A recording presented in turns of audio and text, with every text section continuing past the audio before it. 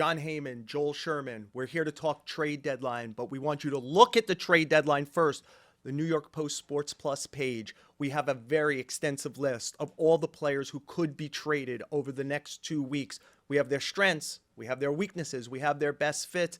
John wrote the template for it. I only had to edit off of it. John, what do you think of our list? Well, I know it's long. I know I spent a lot of time in Atlanta, Georgia doing it, and I hope it's worthwhile. We got close to 100 guys on there, and people just love the trade deadline. Everybody's into it. I mean, even the Adam Frazier trade got a lot of play. So, I mean, I think this is something people are going to be interested in. Yeah, and I think we'll be shaping it as we go along also, as we hear more names or guys get traded. So please keep an eye on it.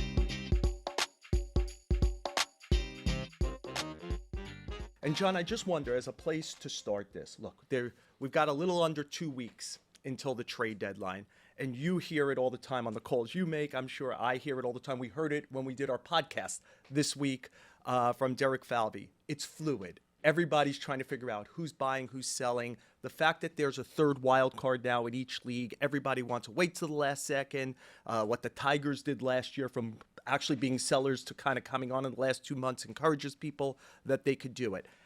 I think the two key pivot teams over the next 10 days are the Twins and the Diamondbacks. I think they have the most to move that's most interesting. And the Diamondbacks, to me, fall in traditional. They have walkier players to move. They have two starters in Gallen and Kelly, and they have two corner infielders, Suarez, who will be of a lot of interest, especially to the Yankees if he gets out there, and Naylor, a first baseman. They're all free agents to be. The Twins, as Derek Falvey, we talked to him, it's expansive, and they're interesting because they have control guys. Do they move Joe Ryan, who would start a playoff game for most teams? Do they move Duran or Jax, guys who would pitch in the last 6 outs of the game, maybe even the last 3 outs in the case of Duran for a lot of teams? And so I think it's very, very sensitive. And of those two, I actually think the Diamondbacks are closer to becoming sellers. What do you think? You're absolutely right. Those are the two teams I think that are the key teams, the Diamondbacks and the Twins. The Diamondbacks have those guys, right? They have a quartet of guys who are free agents after this year who are excellent players. Eugenio Suarez, I didn't know if I was going to be able to say that, is one of the best hitters in the game. 31 home runs, 78 RBIs, leads in RBIs in the National League, second in home runs to Ohtani. He did get hurt a little pinky injury, get hit by a pitch in the All-Star game, says he's okay. I talked to him afterward. I mean, that's a huge get for anybody, particularly the Yankees, who are obviously needing at third base. I mean, that is the most obvious thing right now. They've got two guys who are hitting exactly 149, sharing the position. I'm not sure which one's better right now. It's hard to choose between the two of them, but they're both hitting 149. That will not get it done. So Suarez, I think, is a huge key guy, particularly here in New York for the Diamondbacks. Certainly Gallen, people love him, even though his numbers aren't great this year. Kelly is an outstanding, consistent pitcher as well. And Josh Naylor, another free agent who's a good RBI man. So I'm with you. I think Arizona's number one. If they sell, a little bit doubtful if they're going to sell at this point. I think the Twins are more likely to sell. I'm with you on that. We're different on this. Yeah. Is that right? I think Arizona's more likely. So tell me really, why you I think the Twins are more likely to sell because they're a team that's for sale. So I think there's some financial constriction on them. I do believe we asked Derek about it on the show. Yeah, he had to be diplomatic. I mean, what's he going to say, right? So I believe that they have a financial issue right now. So I think they're more likely to sell than Arizona. Arizona came in as probably the second best team in that NL West, which is an outstanding division. Should have been a playoff team, still may be a playoff team. I mean, they have the history of, obviously, last year they tied Atlanta and the Mets and didn't get in due to the tiebreaker. Year before, they got in with 84 wins and ended up in the World Series. So there's a little bit there that kind of pulls them away from selling, but I just think with all their injuries and everything that there's a chance that they will sell this year. I do believe that the Twins, in my opinion, I think they are more likely to sell, and I will not be surprised if they do. I'll be a little surprised if they trade Ryan, though, because obviously he's a pitcher under control with 2 more years. He's an analytics darling, as you've mentioned. I love Duran. I love Griffin Jax. They're really good players. I think they have a good chance to be moved, even though they have years of control as well. They have a lot of bullpen to move, right? Danny, I always get the last name wrong. Coulomb? Yes, right? That's correct. Might be as good a lefty as gets traded in this marketplace. And people are like, he's having his best year. Yeah, he's been good for 4 years. He would be somebody of interest. Sands is interesting. Topa, Brock Stewart, Varlin, who has a big arm. So I wonder if they're a half-measure team. See, so I wonder if you've heard this also. When I've asked about Joe Ryan with executives, they're like, I don't think they're going to do it unless somebody gives them $2 for a dollar, and maybe not even then, because they could get it in the offseason. Like when like the Orioles might be back in vogue for it, as opposed to right now, that he's not going to lose a lot of value, even though it's two pennant races instead of three. But I wonder if they could trade someone even like Duran, and because of the length of their bullpen, still feel like put Jackson the ninth and have a lot of relief pitchers and do like a half measure. When it comes to Arizona, you know what sticks out for me, John? You said it. They've had so many injuries. I don't know how they kind of get to the finish line. Let's make up a number, 87, 88, that it's going to take to get in there. Nationally, it's a little tougher. Yeah. Like, so it's just a lot of, it's a lot of injuries, and I don't think that they're a rebuilding team, but can they take those four guys? You're always shooting at the Dodgers, the inspiration of the Padres, the Giants now under Posey, who are clearly going for it. So I just wonder, should they set themselves up better for next year? I will say this: you can give the qualifying offer to at least Suarez and Gallen, right? I don't know. I'm not sure about Naylor and Kelly. I wouldn't think so, but certainly those two, you can give the qualifying offer. I think that mitigates the idea of a sell, and I think they are just very committed. I think their owner wants to go for it. We're talking about a team where the prices are the lowest in baseball to get in. Their beer prices are the lowest. I just saw that online. I'm sorry, I can't give it credit to wherever I saw that. Let's just hope it's right, I think it is probably right. They do have the cheapest seats, and they're a team that wants to win, and I give them credit. And I just think they're going to go for it. To me, the Twins, as I said in a sale, I'm with you with the arms. Varland is a huge arm. Coulombe, I think, is going to be a huge get for somebody. I mean, the Yankees and the Mets are two of many, many teams that need left-handers. There just are not that many left-handers out there, and he is having a big, big year. He may be the best left-hander out there. So I do think the Twins will be the team to sell. The other team that comes up for me is the Cardinals. I don't think they're going to sell John Mozeliak. The guy in charge there is in his last year in charge. I don't think he's going to want to sell. I think they'll probably defer to him on this. They didn't do anything in the winter. So can I ask this? So I think they won't, but if they do, they've got Helsley, Arenado, they've got starters, Sonny Gray. Does the influence of Heim Bloom come up there, where the Rays were a team that would do half measures? Like, could you trade Ryan Helsley and buy someplace else? Possible. Just like I understand that Mozeliak is kind of in charge, but we know the shadow there is Heim Bloom because he's going to take over next year. And that Tampa model is don't let the gift go away, Helsley, without maximizing, because he's another guy I don't think would get a qualifying offer for $21-22 million in the offseason. Maybe. I don't think so. So, like, do you, in this marketplace where maybe you could get a lot for him and still feel like, hey, we could put another arm back there to do it or make a trade for something lesser? I mean, he's a big arm. I would give him the qualifying offer. I know that only Edwin Diaz is making the $20 million range. I think he's in that category in terms of his ability. So I would give him that qualifying offer. I think Mozeliak's going to get his way there, and I think they will not sell. But they could do a half measure. But if you're a team like that where you're kind of in the middle, even if you do a half measure and trade Helsley, you're giving up quite a bit for a team that's kind of on the cusp. And we saw this with Hader a few years ago. Don't do half measures like that, right? I wonder what you think about hitters, John.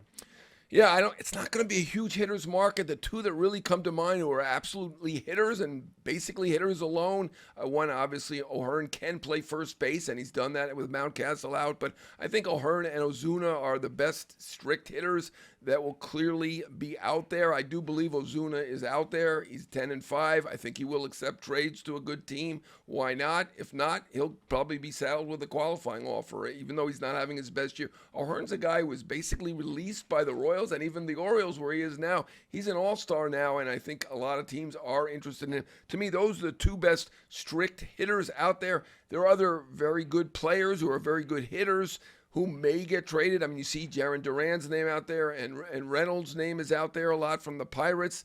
Maybe they get traded. I'm not so sure that they do. Obviously, the Red Sox are in it. I don't see them as a seller now. They do have an extra outfielder or two to trade, so possible.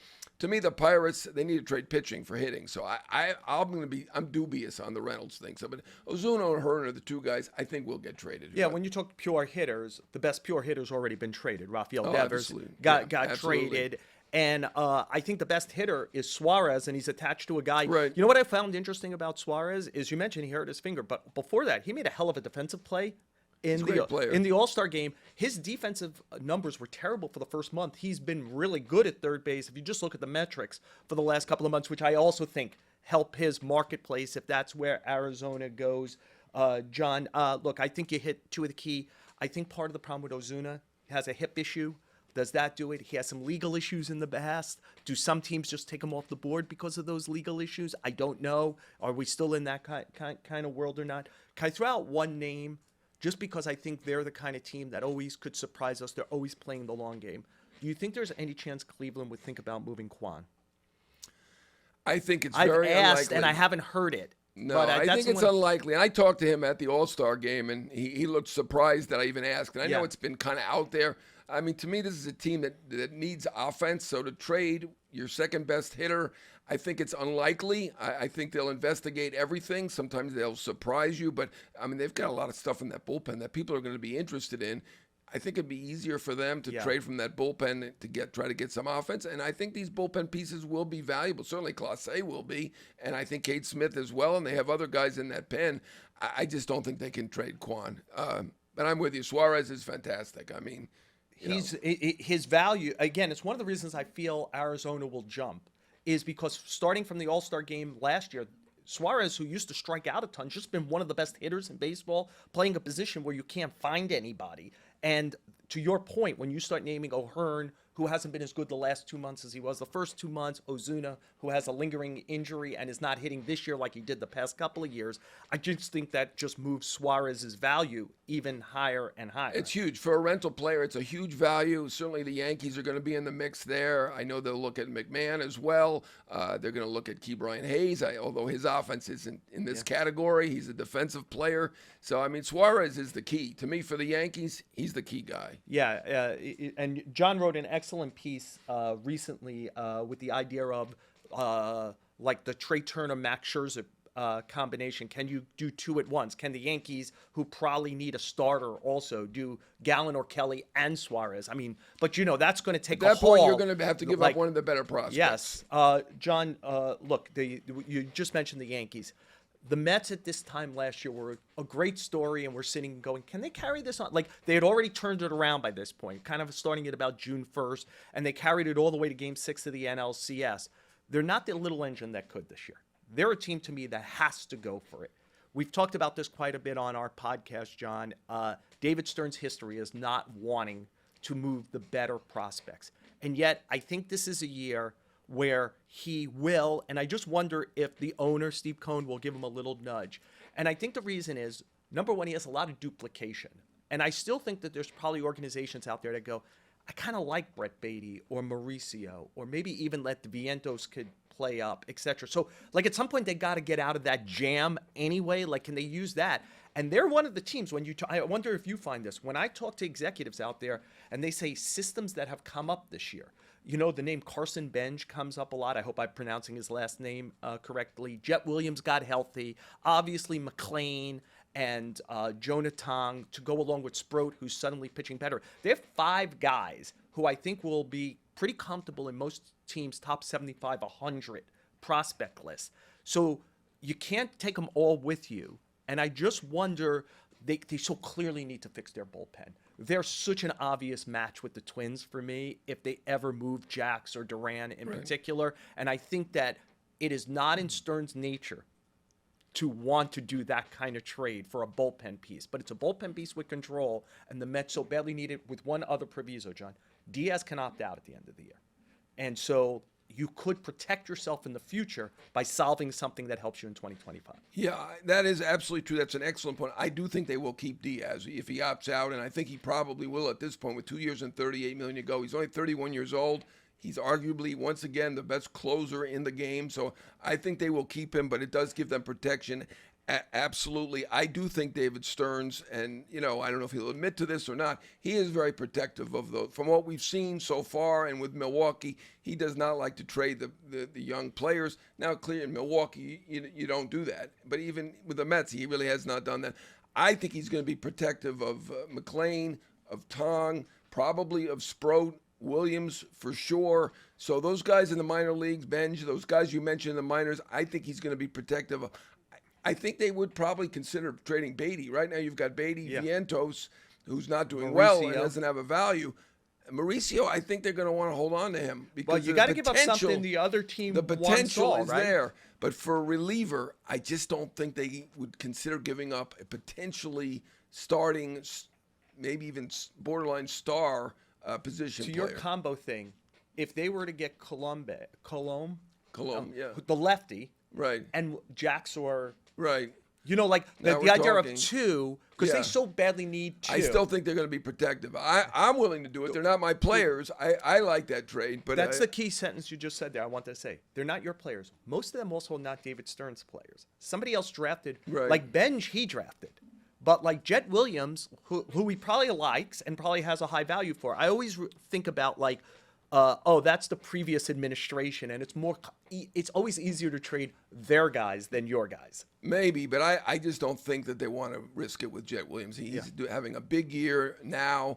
I know that when the Crochet came up, and Crochet is a much bigger player than anybody we're talking about Yes. here, they were not willing to do that combination of Williams and Sproat. Now, I think Tong and McLean have kind of evened up and maybe even passed Sproat, but they weren't willing to do that combination in a package of four guys for Crochet. I don't know if they're going to regret it or not because Williams is looking good, right?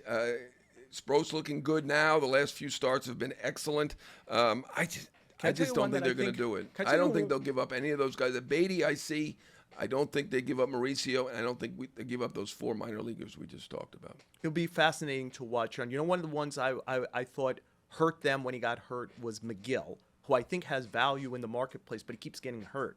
And I kept thinking, like, can they use like McGill and Beatty? Two got like help a team today. Like that's your third baseman and a starting pitcher right now. And I think there's some people who think McGill is like his brother and actually should be pitching at the end of the game and would be dominant. I mean, we see Tyler's stuff. It's high-end stuff. It's just a question of does he throw it over the plate and can he have durability over 6 innings?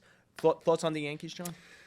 Yeah, I mean, Brian Cashman has said they're going to be all in, and I was hearing out in the All-Star game that it feels like they're going to be doing something big. Then again, another general manager told me Cashman has never given up anybody good. I think that's probably an exaggeration, but he was praised for Cashman saying that he's very careful and does not take chances that end up bad. So I don't think they're going to give us. Now, Spencer Jones is killing it in the minor leagues right now, and they certainly could get a lot for him. There are a number of teams that could use somebody like that, and I do believe he will be a star. George Lombard Jr., not having a big year, but he is their number one prospect. I think they're going to hold on to those guys. I think he's going to figure it out some other way, whether it be with Schlittler, and that's a lot even for them. I do think, because he's come up and he's done pretty well to start, I do think that they would be willing to give up somebody of that ilk. I don't know about him particularly, but I do think that they need to be in it. And they've got a lot of issues right now, right? Third base is an issue. Bullpen also an issue for them, particularly a left-hander, and they need another starter. Now, I think that's clear. I don't think you can just hope that Heel was going to be great and that Yarbrough was going to come back and he's going to be as good as he was. And, I do think Fried's blister will be okay, but it's another bit of a concern. So I think they're going to figure it out to do something because they're not going to get out of this deadline without getting obviously they got to get a third baseman, right? It's basically a black hole at this point. I wonder if right? they need a shortstop.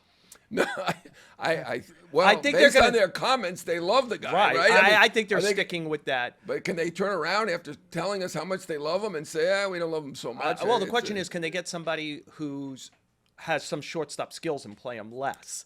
I'm throwing out a name you've mentioned a few times. I wouldn't put IKF back on the Yankee roster, Right. and I wouldn't put him at shortstop if he was back on the Yankee roster, but it at least would give that overview. John, he can play third too. Yeah. I mean, they might do like an IKF or a Rengifo as at least a placeholder at third, because I don't think you can go many weeks with guys hitting 149 at third base. You got to, even if it's a placeholder, until you land Suarez or McMahon or Key Brian Hayes, I wouldn't be opposed. You just mentioned I think they should do what they can to try to get Suarez. He so obviously fits their needs, etc. My fallback position is Brian Hayes, and it's not because me and you are old enough that we covered his dad and enjoyed covering his dad. That's a piece of work. I ran into him in spring training, and he gave me an earful. About the Pirates, right? Like, the Pirates don't love having him around. It was kind of off the record, Yes. so I don't want to Well, I say think the what- Pirate people don't, like, it's an issue there. It's like, so let me just do my favorite Charlie Hayes line. I think you were probably there. The Yankees were having a spate of injuries his first time through, and Charlie was stout, right? And he's sitting with his shirt off in his locker. And if you go back and look, Charlie Hayes played 150 games a year. And somebody said, Charlie, how do you stay so healthy? And he grabbed his sides and he goes, fat don't sprain. Exactly. So that was his line. Anyway, I love that line for Charlie. So I like Brian Hayes. I see a Scott Brocious there. First of all, I know I locked down the defense. Right? I locked down the defense. He's as good a defensive third baseman as you will find. So I know I have that for a team that sometimes gets weird with the ball. And I just think, like Brocious in Oakland, where it was like, oh, he was following the Bash brothers. He's going to be a middle of the lineup kind of guy. We need him. And he failed, and it kind of got in his head and whatever. He needed to get out of a place and go bat ninth on a good team. I think if Hayes moved to someplace else, you'd get more because you'd say, hey, hit 240 and play the hell out of defense. You know what 240 would be for the Yankees at third base right now? That would be a 90 points more than they got now. Yes, right? So I have my eye on him. He's had back issues, but I've talked to some people who know him over there. I guess he really dedicated himself in the offseason to a program that's keeping him on the field more this year. He's a player I have. The one thing I'll add about the Yankees is two quick thoughts. I said there's Ryan Sampson sitting in here, one of our great producers who I do the Yankee webcast with. And I'm like, 3 years ago, like if I mentioned to a friend of mine, Spencer Jones, he's like, you can't trade Spencer Jones. I said, you had that same reaction about Volpe 3 years ago. Like when they could have gotten Luis Castillo and might have won the World Series if they had, right? There's these players you haven't seen. It's hard to play in the major leagues. And I know you want to take George Lombard and Spencer Jones off the chessboard, but should you? You're the Yankees. like at some point, these guys come up and you're like, oh, all right, they're okay, but maybe they should have traded them. The other thing is the Yankees are very good at indexing big arms that light up the imagination of other analytically bent teams. So guys like Schlittler, but also others, and their catching has done great in the major leagues when they've traded it.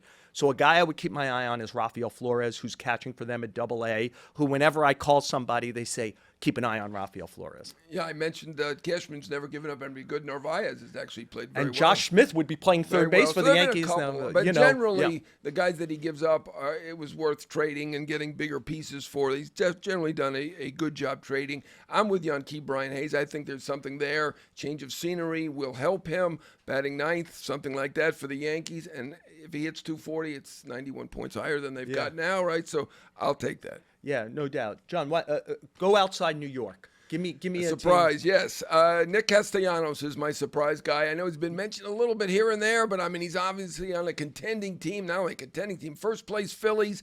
It feels like right at the moment he's not really getting along there like he did in Detroit and Chicago for whatever reason. I don't think this is a likely trade, right? I mean he's a middle of the order hitter for a first place team, but I mean I do think in this market, and I mentioned O'Hearn, Ozuna, the two most likely hitters to be traded. He's a step up from them, I think. So maybe that's my surprise guy. Yeah, I'm going to throw in this. I think you and I both think that there's some teams out there that like Corey Lee, who did a lot of the catching for the White Sox last year and has been in AAA this year.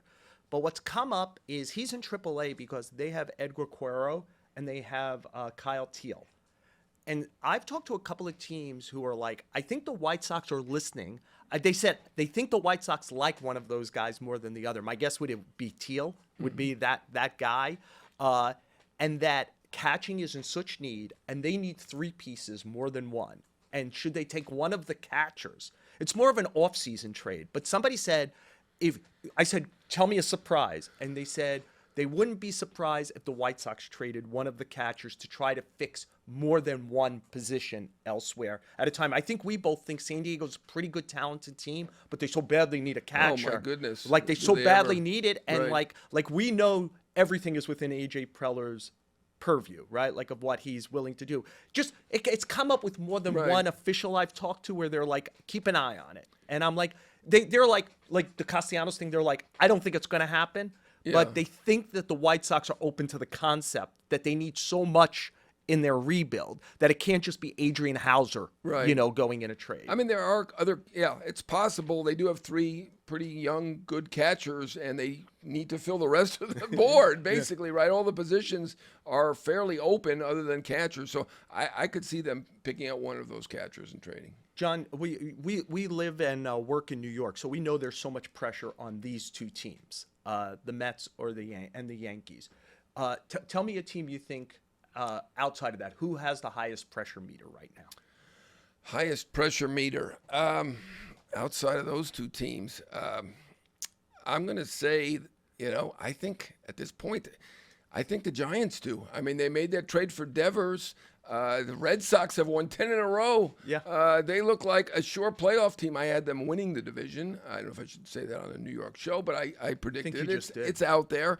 I think the Red Sox are going to be an aggressive buyer, but I mean, the Giants, can they stop now? They're struggling right now with their offense, and to me, they need to do something more. I mean, they already added $255 million. Yes. That's a lot. I'm not saying they haven't done something, but they're not doing what they thought they were going to be doing. And when you think about it, since this time last year, it's way more than 255, right? They extended Chapman and signed Adames, right? That is a go for a team under Buster Posey. John, I have 2. I wonder what you think of my 2. One is a team I think will be active and go try to fix their bullpen because Dave Dombrowski does what he needs to do at this time of year. And it's just, this has been a great period for the Phillies, but they haven't closed the deal with a championship. And we're starting to see Schwarber's a free agent at the end of the year. I wouldn't be surprised if he stayed there. They re-signed him. But, this cycle is getting older. Right. And, Nola's got an injury now. And so, I think they have to seize on the moment. And we know Dave Dombrowski's not afraid to seize on the moment. The other one is, I know you're always worried what they say about you there, so I'm going to do it. The Seattle Mariners have to do something. Okay? Let's just deal with who the Seattle Mariners are. They've missed the playoffs by a couple of games these last few years. Just a couple. They haven't done it. I think one. Yeah. Each of the last 2 years, right? Yeah. They've made the playoffs once since 2001. Once. The playoffs keep getting bigger. They never include the Seattle Mariners. There's 30 teams in baseball. 29 have played in the World Series. The Seattle Mariners have not. I used this term a couple of weeks ago on the network, John.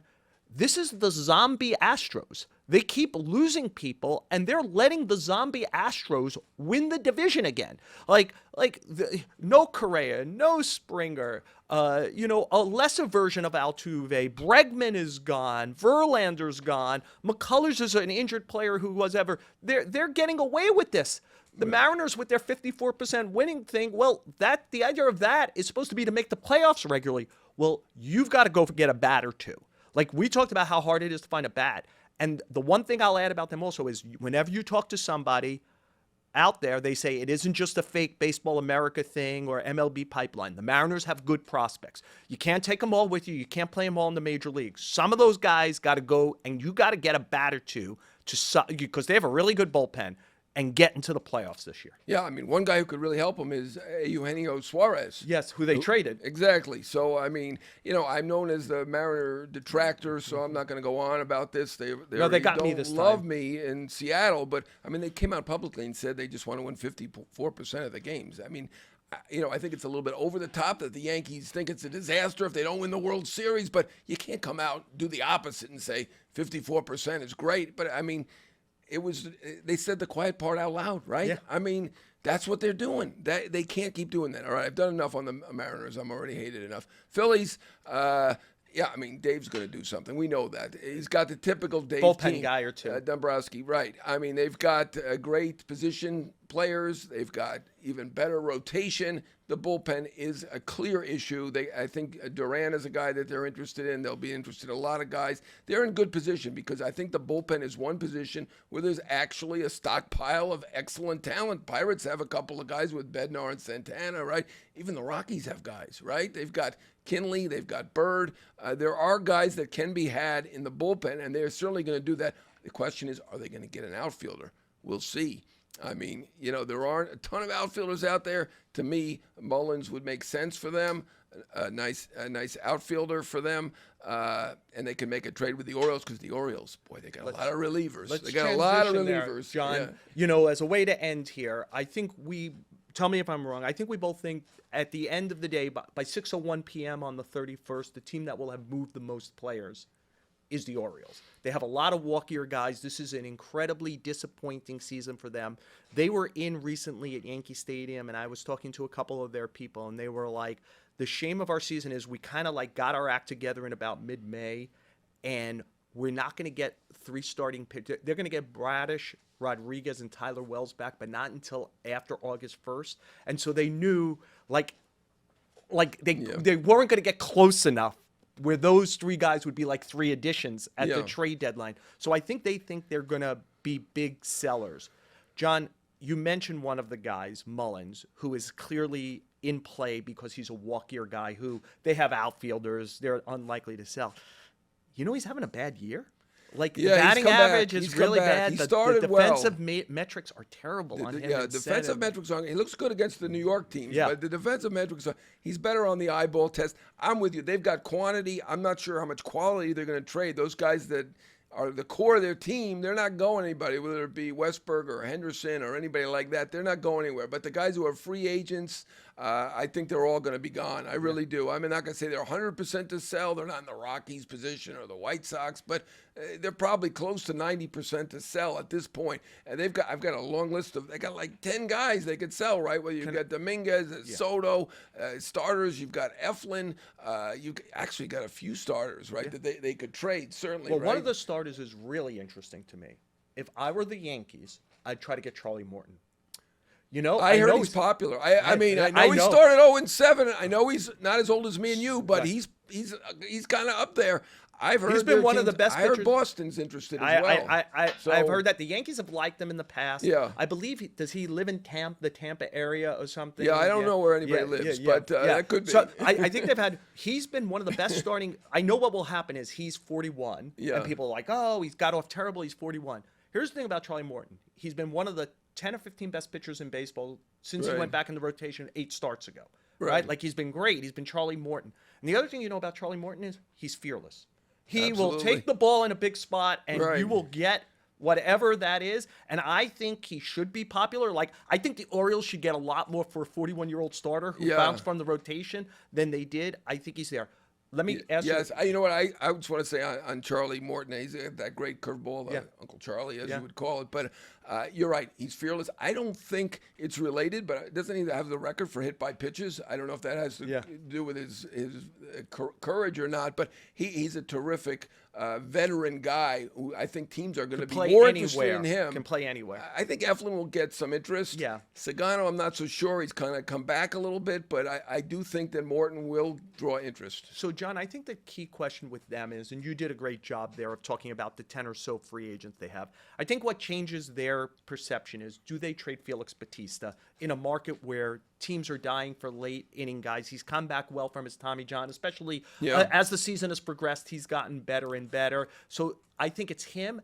And do they trade Trevor Rogers, who's a free agent after next year, who was a disaster trade last year, right? Like they acquired him and thought they could fix him with the season already under it. And he, again, like Charlie Morton, like one of the reasons for their re-rise is Morton and Rogers have pitched so well. Do they take Rogers with a year left in a marketplace that is dying for high-end starters with some control? And well, if you get Kyle Stowers back for him, they would trade him. But I don't think that's happening. I think they're going to run out of time. I mean, they got such a long list of guys. They got so much to do. But do you think that means Bautista? I think Bautista is so beloved by the fan base. It's going to be difficult to trade him. If he was a free agent, yes, I think they'd say trade Kittredge as well as Soto and Sir Anthony. But I think ultimately they'll listen on Bautista. I think my guess is that they hold on to him, not necessarily, but I think that they probably will. John, before we go, a last thought here on the trade deadline? Well, I mean, I think what we started out with is true. I think this trade deadline can be saved if the D-backs become a seller. I'm not encouraging them. I don't know if they're going to listen to me or not, but Suarez, I mean, he might be the best player out there, certainly a worthy all-star. He was going to do the home run derby. I know there was controversy over that until he hurt his pinky by being hit by a pitch. He's got power. He's a good defender. The Diamondbacks could shake things up. Yeah, and John, this is where we began, and I would encourage fans to take a look. Look what the schedules are for the next 10 days or so. Like, the Twins have like a fascinating schedule. They play the Rockies and the Nationals, who are the two worst teams in the National League. They play the Dodgers and the Red Sox also. So like that's an interesting thing. The Rays at very tail end of this month begin. Like, I think they play 18 out of 26 on the road in August. It kind of begins at the end of this month where they're like never home. And they were diving as they went into, they had, I think, lost 11 to 14 and got swept 4 games by the Red Sox as we hit the break here. And we know that's always a team that's looking to do both anyway. Like, what do they do with some pitching? You know, do they go out there with a Rasmussen or someone like that? They generally don't trade anyone who did an undervalued contract with them, like Rasmussen or Yandy Diaz. But I think that they're an interesting player in it. So I do encourage fans that it's not. John and I talk to executives regularly, and I'm always blown away still when they're saying, I haven't decided. And I actually think they're telling me the truth that they haven't decided. It's hard. Because, it's hard. because we also have all these examples like the Tigers last year, even the Mets to some degree, that you can have a sprint to the finish line and change the perception of your season, and the extra wild card stops teams from becoming like hard sellers. Yeah, I think things are going to be difficult for the Rays. Not only do they have all these road games now, the ones at home, it's Rain delays every day. It's going to be difficult. I mean, they got some change of scenery guys. Morel, I could see him going. I'm not so sure if Rasmussen gets traded, that'd be big. Obviously, he was an all-star. Just saw him in Georgia. Yeah, I mean, Tampa can do some surprise. They can surprise you in a number of ways. You know, then there's the question there. They have an owner selling the team. Does he want to go for it? Is he going to set it up for the next guy? I assume he'd want to go for it in his last year in charge here. So I don't know. Like, that could be a factor. He may just listen to the guy who's buying the team, right? Right. You know, just to satisfy him so he can get the $1.7 billion or whatever. Yeah, that's a good reason to do something. A good reason for us to be here is obviously the trade deadline. With my partner John Heyman, I'm Joel Sherman. Again, we encourage you, please go to Post Sports Plus.